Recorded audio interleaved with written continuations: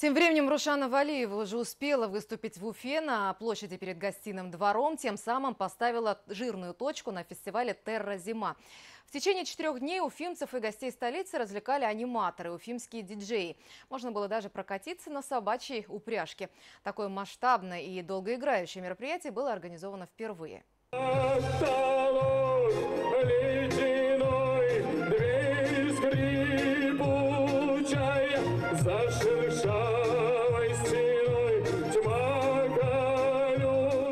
Вместо помпезного зала зимний опен-эйр. Артисты театра оперы и балета сегодня подарили уфимцам новогоднюю сказку. От советских хитов до арий из классических опер Дунаевского и Моцарта. Казалось бы, ничего сложного. Выйти и спеть на улице. Но минусовая температура – это испытание даже для самых опытных артистов. Большая ответственность, и это очень много зависит от нас, потому что мы, вокалисты, на самом деле не привыкли петь на морозе. Это очень сложно.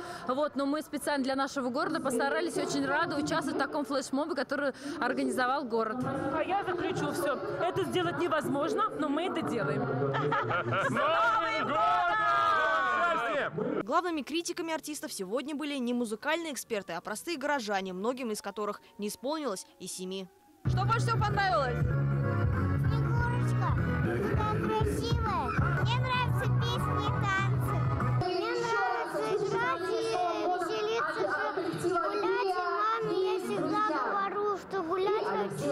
Отличное настроение. С детьми в театр ходили. Идем из театра. Тут концерт. Замечательно.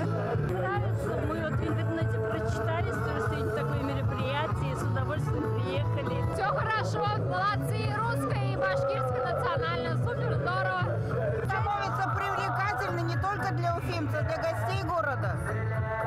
Так что надо марку держать в столице. А завершающий аккорд в 4-дневном фестивале поставила вечером Рушана Валиева. Финалистка конкурса «Голос» прибыла на площадь Гостиного двора, что называется, с корабля на бал. Ведь еще ночью ее встречали в Уфимском аэропорту.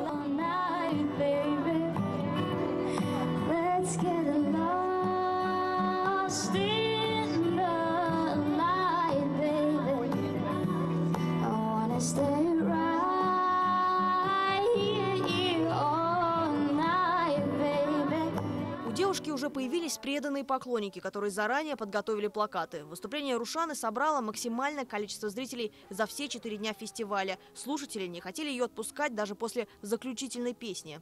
Да, еще одну все-таки.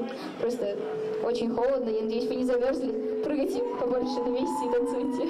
Но отпускать юную певицу не хотели не только со сцены, но и возле нее. После выступления Рушану окружили поклонники. Кто-то дарил цветы, кто-то хотел просто сфотографироваться. С обычной девочкой столбозов, с необычайной харизмой и голосом, прославившей республику на всю страну.